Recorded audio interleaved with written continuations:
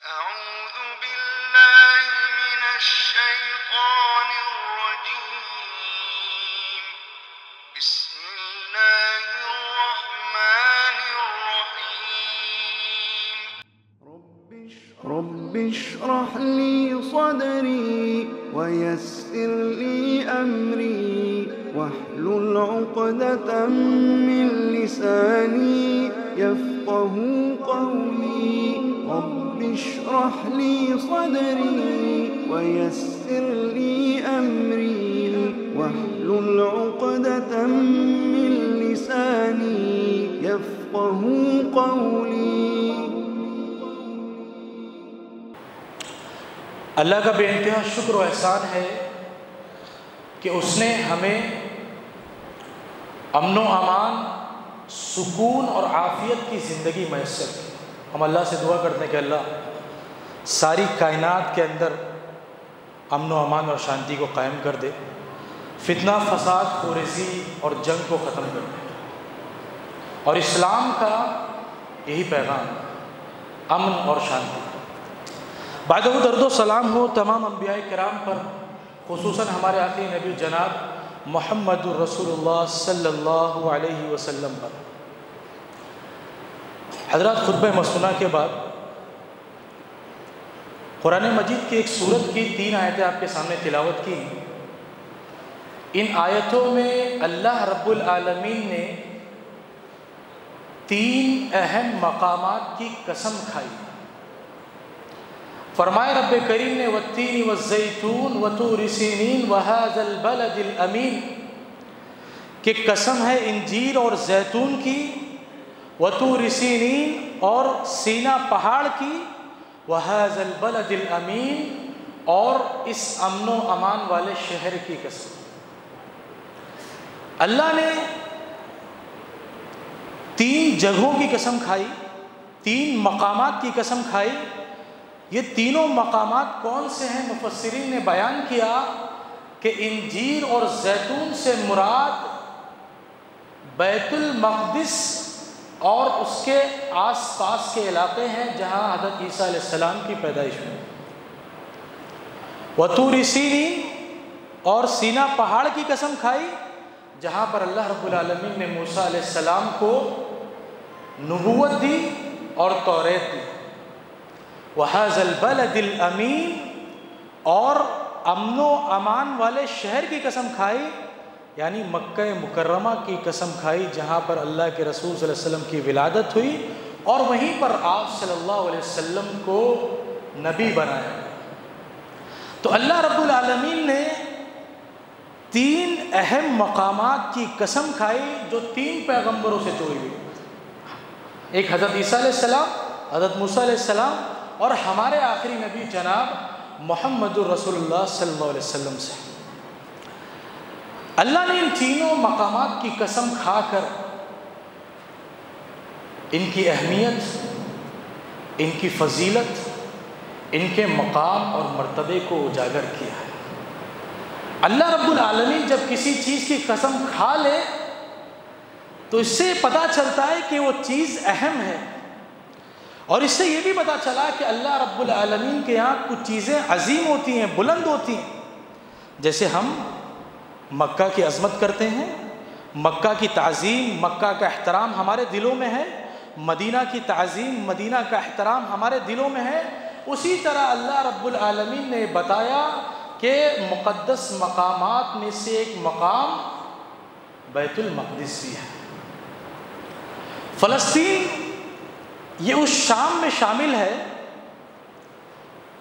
جس کی احادیث میں بڑی فضیلت بیان کی۔ شام پہلے 4 ملک تھا، اردن، لبنان، فلسطین اور سیریا، جو اب الگ الگ ہو گیا، پہلے ایک میں تھا۔ تو شام کی بڑی فضیلت آئی ہے احادیث میں، اور یہ ایک ایسی سرزمین ہے کہ جہاں انبیاء کرام کو کثرت سے مبعوث فرمایا ہے۔ بہت سے انبیاء نے دوسرے مقامات سے ہجرت کر کے بیت المقدس کو، شام کو اپنا مسکن بنایا، جن میں سیدنا ابراہیم علیہ السلام، سیدنا اسحاق علیہ السلام، سیدنا یعقوب علیہ السلام وغیرہ ہیں۔ اور حضرت موسیٰ علیہ السلام نے اپنی موت کی تمنا کی بیت المقدس میں، دعا کی۔ جب یہود نے عیسیٰ علیہ السلام کے قتل کی سازش کی تو اللہ رب العالمین نے عیسیٰ علیہ السلام کو زندہ آسمان پر اٹھا لیا، اور دوبارہ جب عیسیٰ علیہ السلام کا نزول اللہ رب العالمین کرے گا تو اسی شام کی سرزمین پر کرے گا۔ پیارے نبی صلی اللہ علیہ وسلم گرچہ مکہ میں پیدا ہوئے، وہی نبی بنائے گئے، لیکن معراج کے سفر میں اللہ کے رسول صلی اللہ علیہ وسلم کو بیت المقدس کی سیر کرائی گئی۔ آپ کے معراج کی سفر کا آغاز وہیں سے ہوا، اور بیت المقدس میں اللہ کے رسول صلی اللہ علیہ وسلم نے تمام انبیاء کرام کی امامت بھی فرمائی۔ یہ چند تمہیدی باتیں تھیں جو میں نے آپ کے سامنے پیش کی۔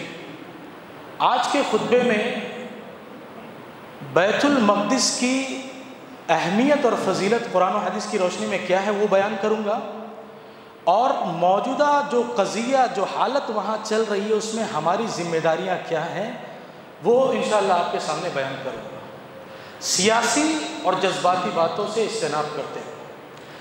حضرات، سب سے پہلی بات یہ جان لیں کہ بیت المقدس جو ہے، مسجد اقصیٰ جو ہے، وہ اس روئے زمین پر اللہ رب العالمین کا دوسرا گھر ہے۔ زمین پر بننے والا اللہ رب العالمین کا دوسرا گھر ہے۔ سب سے پہلے گھر جو اللہ کا بنا وہ بیت اللہ ہے، خانہ کعبہ ہے۔ چوتھے پارے میں اللہ رب العالمین نے کہا ان اول بیت وضع للناس للذی ببکہ مبارکہ، کہ سب سے پہلے خانہ کعبہ بنا۔ اور بخاری کی روایت ہے، حضرت ابو ذر رضی اللہ عنہ اللہ کے رسول صلی اللہ علیہ وسلم سے سوال کرتے ہیں کہ اللہ کے رسول صلی اللہ علیہ وسلم ای مسجد وضع فی الارض، کہ زمین میں سب سے پہلی مسجد کون سی بنی ہے؟ تو اللہ کے رسول صلی اللہ علیہ وسلم نے فرمایا کہ سب سے پہلے زمین میں خانہ کعبہ بیت اللہ بنا مکہ میں۔ پھر حضرت ابو ذر رضی اللہ عنہ نے سوال کیا کہ اللہ کے رسول صلی اللہ علیہ وسلم زمین پر دوسری مسجد کون سی بنی؟ تو اللہ کے رسول صلی اللہ علیہ وسلم نے بیان کیا کہ زمین پر دوسری مسجد جو ہے المسجد الاقصیٰ، وہ مسجد اقصیٰ ہے۔ پھر حضرت ابو ذر رضی اللہ عنہ نے سوال کیا کہ دونوں مسجدوں کے بیچ میں فاصلہ کتنا ہے، ٹائم ڈوریشن کتنا ہے؟ تو اللہ کے رسول صلی اللہ علیہ وسلم نے بیان کیا کہ دونوں مسجدوں کے بیچ میں جو وقفہ ہے، جو ڈوریشن ہے، وہ 40 سال کا، اور دونوں کی جو پہلی تعمیر تھی، پہلی مرتبہ جب کسی چیز کو تعمیر کرتے ہیں تو پہلی تعمیر دونوں کی حضرت آدم علیہ السلام نے کی، خانہ کعبہ کی بھی اور بیت المقدس کی بھی۔ بیت المقدس کی بعد میں سلیمان علیہ السلام نے بھی تعمیر کی، داؤد علیہ السلام نے بھی کی، لیکن جو پہلی تعمیر جو ہوتی ہے وہ آدم علیہ السلام نے کی، کیونکہ دونوں مسجدوں کے بیچ میں جو وقفہ ہے وہ 40 سال کا ہے، اور سلیمان علیہ السلام بعد کے۔ تو اس روئے زمین پر سب سے پہلی مسجد، دوسری مسجد، دوسرا گھر جو اللہ کا بنا وہ بیت المقدس بنا۔ اس لیے ہمیں اس مسجد سے، تمام مسجدوں سے ہمیں محبت ہونا چاہیے، لیکن اس مسجد سے ہمیں خاص محبت ہونا چاہیے، خاص لگاؤ ہونا چاہیے ہمارے دلوں میں اس کے تعلق سے۔ دوسری بات، بیت المقدس یہ مسلمانوں کا قبلہ اول ہے۔ ہم سب جانتے ہیں کہ اس وقت دنیا میں جتنے مسلمان ہیں ان کا قبلہ خانہ کعبہ ہے۔ دنیا کے کسی کونے میں کوئی مسلمان ہوگا، وہ جب نماز پڑھے گا، جب اس سے پوچھا جائے گا تمہارا قبلہ کیا ہے، تو وہ یہی کہے گا کہ خانہ کعبہ۔ ہر مسلمان اسی کی طرف رک کر کے نماز پڑھتا ہے۔ اللہ کے رسول صلی اللہ علیہ وسلم شروع میں 16-17 مہینے قبلہ جو تھا، نماز جو ہوتی تھی وہ بیت المقدس کی طرف قبلہ تھا، بیت المقدس کی طرف رک کر کے نماز پڑھتے تھے۔ پھر 17 مہینے بعد اللہ رب العالمین کا حکم آیا کہ اب سے جو مسلمانوں کا قبلہ ہوگا وہ خانہ کعبہ ہوگا۔ تو یہ بیت المقدس مسلمانوں کا قبلہ اول ہے، اس لیے بھی ہم مسلمانوں کو بیت المقدس سے محبت ہے اور ہم اس کا احترام کرتے ہیں، اس سے لگاؤ رکھتے ہیں۔ یہ دوسری بات۔ تیسری بات، دنیا میں صرف 3 ایسے مقامات ہیں جس کی زیارت انسان ثواب کی نیت سے کر سکتا ہے۔ آدمی گھومنے جائے الگ مسئلہ ہے، کہیں ٹریول کرنے جائے، کسی ٹور پر جائے ایک الگ مسئلہ ہے، لیکن ثواب کی نیت سے اگر کسی جگہ جائے گا تو شریعت نے صرف 3 مقامات ایسے جائز قرار دیے ہیں جہاں پر انسان ثواب کی نیت سے جا سکتا ہے۔ ان میں سے ایک بیت المقدس بھی ہے۔ اللہ کے رسول صلی اللہ علیہ وسلم نے فرمایا کہ 3 مسجدیں ایسی ہیں جس کی طرف سفر آدمی کر سکتا ہے ثواب کی نیت سے، وہ مسجد اقصیٰ ہے، بیت اللہ ہے اور مسجد نبوی ہے۔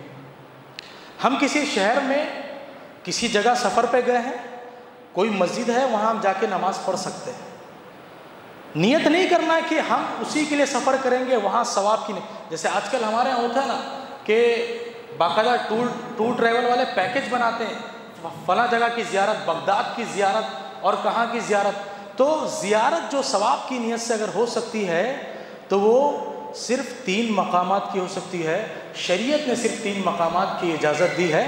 ہم گھومنے جائیں کوئی مسئلہ نہیں ہے، سیر و تفریح کریں کوئی مسئلہ نہیں ہے، شریعت کے حدود میں سیر و تفریح کریں کوئی مسئلہ نہیں ہے، لیکن اگر ثواب کی نیت سے اگر ہم جائیں گے تو صرف 3 مقامات ہیں، ان میں سے ایک بیت المقدس بھی ہے۔ اسی طرح حضرات، یہ سرزمین بیت المقدس کی، یہ اسراء اور معراج کی سرزمین ہے۔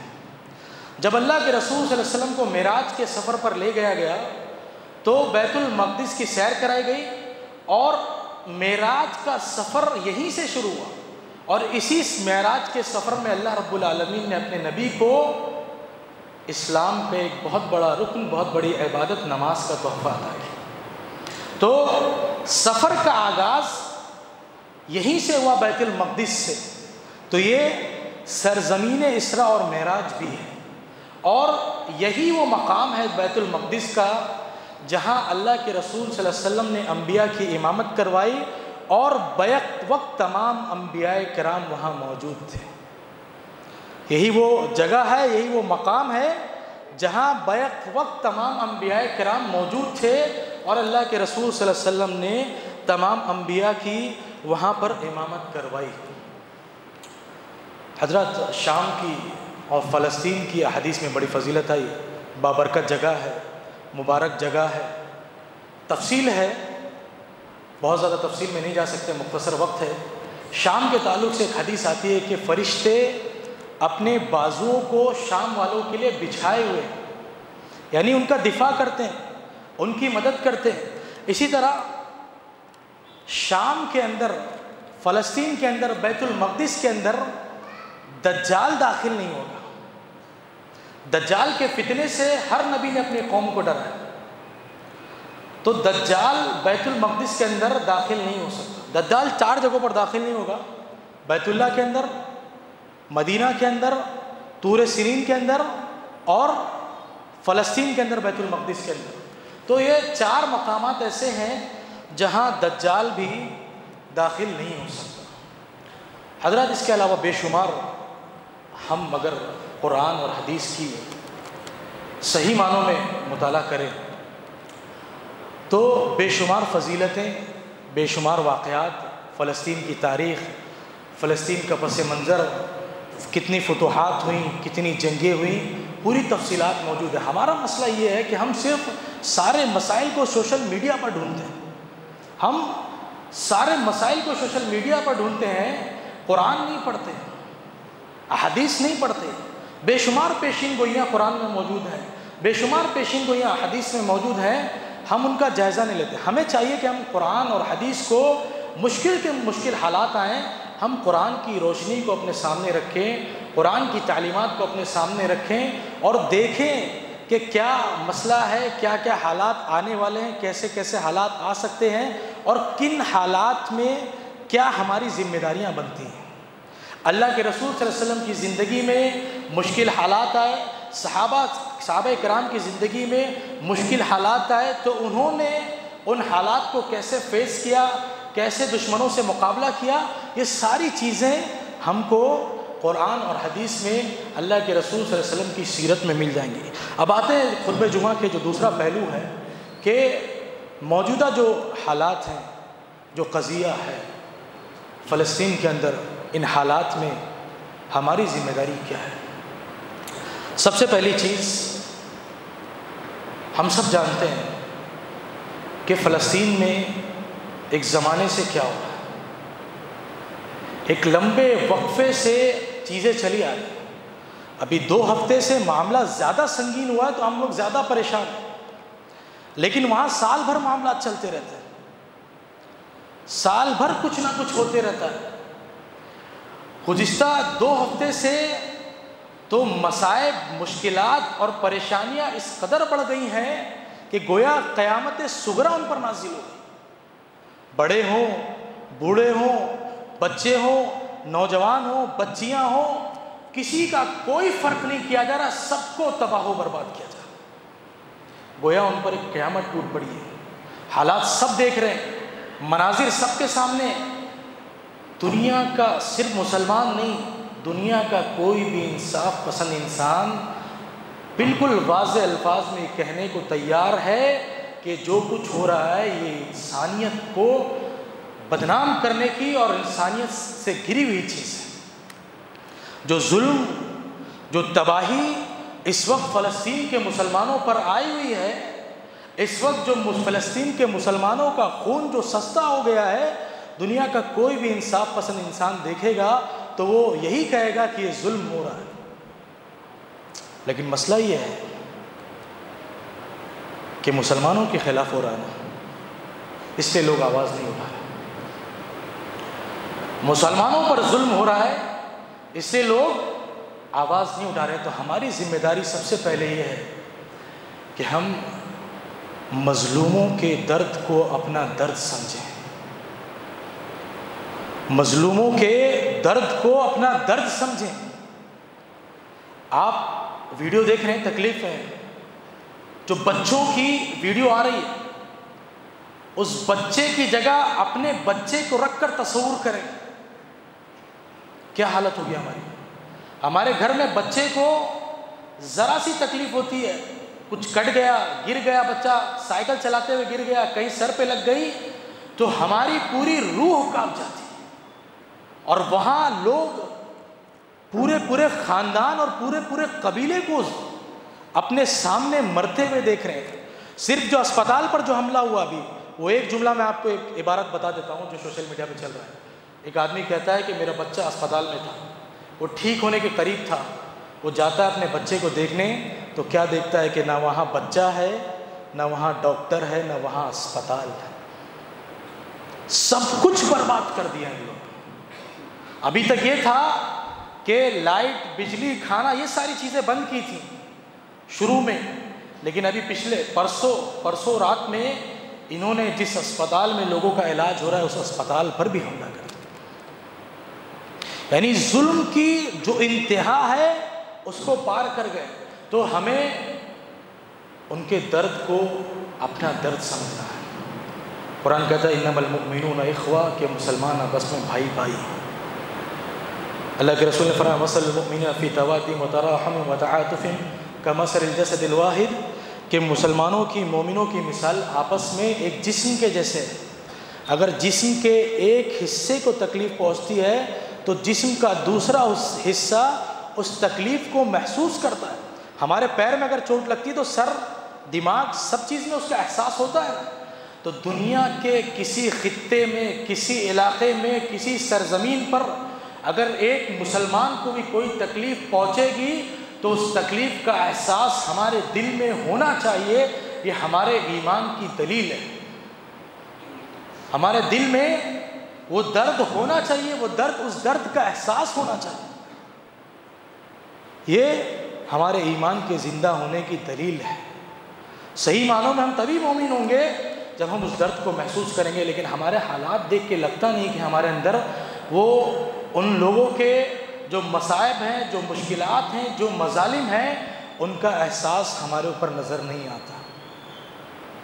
ہماری کسی ایکٹیویٹی میں کوئی تبدیلی نہیں ہے۔ ہماری مسجدوں میں 5 وقت میں مسجدیں بھرنے نہیں لگی۔ ہم بولتے نا یہ کرنا، وہ کرنا، جو کرنے کے کام ہیں جو بس میں وہ تو کر کے دکھاؤ۔ نماز پڑھنے سے ہمیں کس نے روکا؟ دعائیں کرنے سے ہمیں کس نے روکا؟ تو کتنی تبدیلی ہمارے اندر آئی، مسلمانوں کے اندر کتنی تبدیلی آئی وہ دیکھ لیں۔ یہ پہلا مسئلہ ہے کہ ہم فلسطینیوں کے یا دنیا میں جہاں بھی ظلم ہو رہا ہے، مظلوم کے درد کو ہم محسوس کریں۔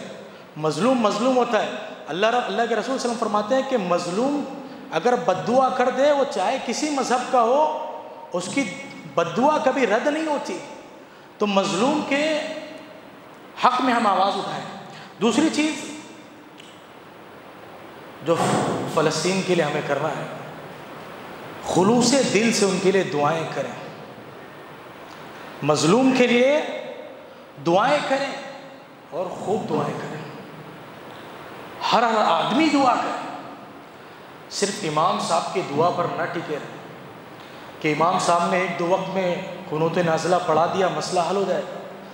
ہر آدمی اپنی ذمہ داری کو سمجھے، اس تکلیف اور درد کو محسوس کرے، اور ہر آدمی نمازوں میں، سجدوں میں، تہجد میں ان کے لیے جتنی ممکن ہو سکتی ہے، جتنا ممکن ہو سکتا ہے ان کے لیے دعائیں کرے۔ ہر آدمی۔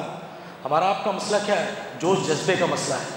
ابھی 2 ہفتہ مسئلہ چل رہا ہے، اگر 1 ہفتے بعد یہ مسئلہ شانت ہو جائے، خاموش ہو جائے، ہم سب کچھ بھول جائیں گے، لیکن فلسطین کا مسئلہ 1 ہفتے بعد حل نہیں ہو جائے گا۔ ہم زمانے سے آ رہا ہے، ہر سال 6 مہینے پہ مسئلہ اٹھتا ہے، ہم چند دن آواز اٹھاتے ہیں، چند دن قنوت پڑھتے ہیں، چند دن شور ہنگامہ کرتے ہیں، اس کے بعد اپنی زندگیوں میں مست ہو جاتے ہیں۔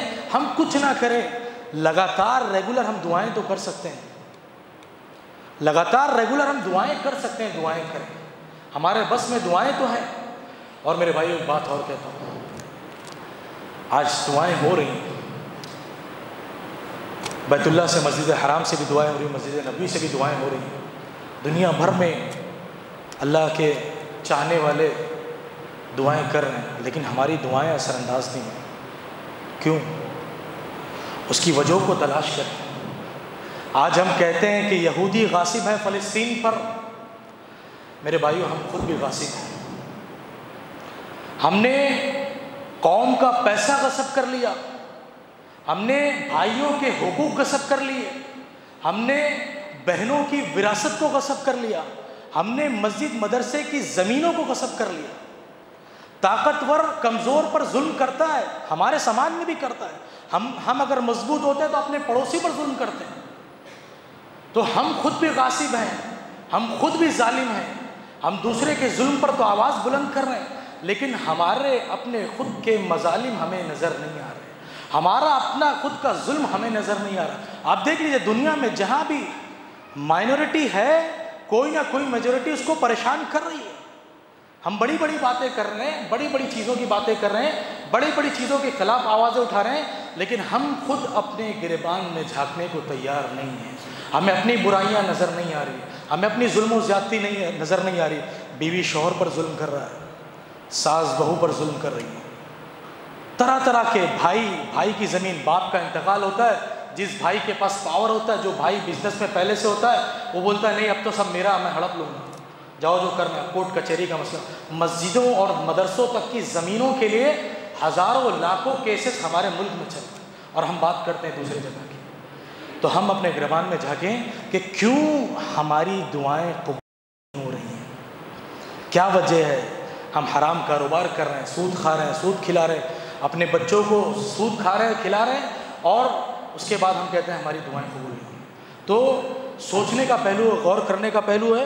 اسی طرح حضرات تیسری چیز، فلسطینیوں کے لیے ہم ان کی مدد کریں جو بھی ممکن ہے۔ آج کل تو مدد پر روک لگی ہوئی ہے، بڑے بڑے ملک بھی مدد نہیں بھیج پا رہے ہیں، لیکن یہ ہے کہ جو بھی ممکن ہو، اس سے پہلے مدد ہوتی تھی، لوگ تعاون کرتے تھے، اور کل ہمارے ملک کے وزیر اعظم نے بھی اعلان کیا، فلسطین کے پریزیڈنٹ سے بات کی کہ ہم آپ کو مدد بھیجیں گے، اللہ کرے مدد بھیج دے، اور وہاں جو مظالم ہیں، جو تباہی ہے وہ کم ہو، اور ان کی پریشانیاں، ان کی مصیبتیں جلد از جلد دور ہو جائیں۔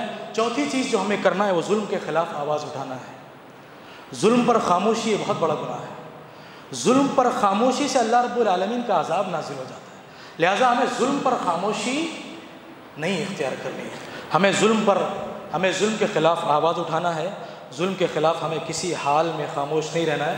اور ایک بات حضرات، مومنوں کے زندگی میں آزمائشیں آتی ہیں، مصیبتیں آتی ہیں، آج سے نہیں زمانے سے 14 سال سے لگا ہوا ہے۔ انبیاء کی زندگیاں آپ خود دیکھیں کہ طرح طرح کی آزمائشوں سے، طرح طرح کی مصیبتوں سے بھری ہوئی تھی۔ تو اگر ہم نے ایمان لایا ہے تو ہمیں ایمان لانے کی وجہ سے اس دنیا میں آزمایا جائے گا۔ ہمیں چاہیے کہ ہم ایمان پر ثابت قدم رہیں، اللہ سے مدد کی امید کریں، نا امید نہ ہو، صبر کریں، اور قرآن و حدیث میں آزمائش کے وقت جو چیزیں، جو طریقے اللہ رب العالمین نے، اللہ کے رسول صلی اللہ علیہ وسلم نے اپنانے کہے ہیں، ان کو ہم اپنانے کی کوشش کریں۔ اور ایک چیز کہ ہم توبہ استغفار کریں۔ حالات، مشکل حالات، مصیبتیں، پریشانیاں یہ بندوں کے گناہوں کی وجہ سے آتی ہیں۔ تو ہمارے یہاں بھی حالات بہت زیادہ نازک ہیں، ہم توبہ استغفار کریں، اپنے گناہوں سے معافی مانگیں اللہ رب العالمین سے، اللہ سے قریب ہوں۔ ایک آخری بات کر کے اپنی بات ختم کرتا ہوں۔ فلسطین کے ایک مفتی صاحب سے فلسطین والوں نے سوال کیا کہ ہمیں فلسطین واپس کب ملے گا؟ تو انہوں نے جواب دیا کہ تمہیں فلسطین تب واپس ملے گا جب تم اللہ سے قریب ہو جاؤ گے۔ جب تم اللہ سے قریب ہو جاؤ گے تب تمہیں فلسطین ملے گا۔ تو ہم اگر کچھ چاہتے ہیں، اللہ کی مدد چاہتے ہیں، تو اللہ سے قریب ہو جائیں۔ واسجد واقترب، سجدہ کر کے اللہ سے قریب ہوں، نمازیں پڑھ کے اللہ سے قریب ہوں، دعائیں کر کے اللہ سے قریب ہوں، نیکیاں کر کے اللہ سے قریب ہوں، اور اللہ رب العالمین سے مدد طلب کریں کہ اللہ تو ان ظالموں پر، ان جابروں پر اپنا عذاب نازل کر دے۔ یہ شرط ہے، ان تنصروا اللہ ینصرکم ویثبت اقدامکم، اگر تم اللہ کی مدد کرو گے تو اللہ تمہاری مدد کرے گا۔ ہم اللہ سے قریب ہوں گے، اللہ کے دین پر عمل کریں گے تو اللہ رب العالمین ضرور بالضرور ہماری مدد ہمیں مدد نازل کرے گا، ہم پر مدد نازل کرے گا۔ وَأَنْتُمُ الْأَعْلَوْنَ إِن كُنتُم مُؤْمِنِينَ، کہ تم ہی سر بلند رہو گے مومنوں اگر تم ایمان کی حالت پر رہو گے۔ ایمان مضبوط کر لیں، ایمان پر ڈٹ جائیں، ایمان پر جم جائیں، انشاءاللہ اللہ رب العالمین کی مدد آئے گی۔ تو حالات بہت زیادہ نازک ہیں، پریشانیاں، مصیبتیں بہت زیادہ ہیں، تباہی بہت زیادہ مچائی جا رہی ظالموں کی طرف سے۔ اللہ رب العالمین سے دعا ہے کہ اللہ تو اسلام کو سربلندی عطا فرما، اللہ تو ان ظالموں کو نصف و نابود کر دے، اللہ ان ظالموں کو، ان ظالموں کے ساتھ دینے والوں کو، سب کو اس دنیا میں اس سے پہلے جن جن ظالموں کو تو نے نشان عبرت بنایا ان کی طرح اللہ رب العالمین تو نشان عبرت بنا دے۔ اللہ فلسطین میں، دنیا میں جہاں بھی ہمارے مسلمان بھائی مظلوم ہیں، پریشان ہیں، ان کی پریشانیوں کو دور فرما دے، ان کی مصیبتوں کو دور فرما دے، ان کی آزمائشوں کو کم کر دے۔ اللہ رب العالمین تو ان پر غیبی مدد فرما۔ اللہ ہم بے بس مسلمان ہیں، ہم امت کے بے حس مسلمان ہیں، اللہ تو ہماری مدد فرما دے۔ اللہ تو اپنے بیت المقدس کی، اپنے امتیوں کی مدد فرما۔ اللہ جب تک زندہ رکھ ایمان پر زندہ رکھ، جب ہمارا خاتمہ ہو ایمان پر ہو۔ ہم میں جو لوگ بیمار ان کی بیماریوں کو دور فرما دے، ہم میں جو لوگ قرضدار ان کے قرض کی ادائیگی کروا دے، ہم میں جو لوگ بے روزگار ان کے روزگار کے مسائل حل کروا دے۔ آمین۔ وآخر دعوانا الحمد للہ رب العالمین۔